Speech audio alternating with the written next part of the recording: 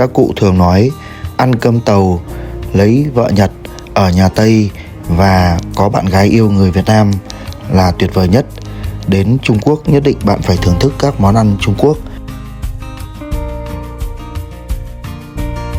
Phải nói ở Trung Quốc họ tiếp khách rất tuyệt vời.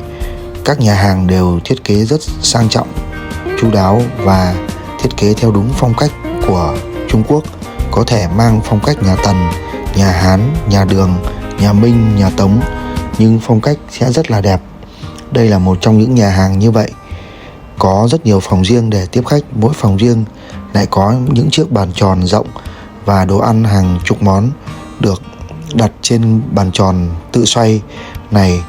Nhân viên nhà hàng rất thân thiện, nhiệt tình, chu đáo.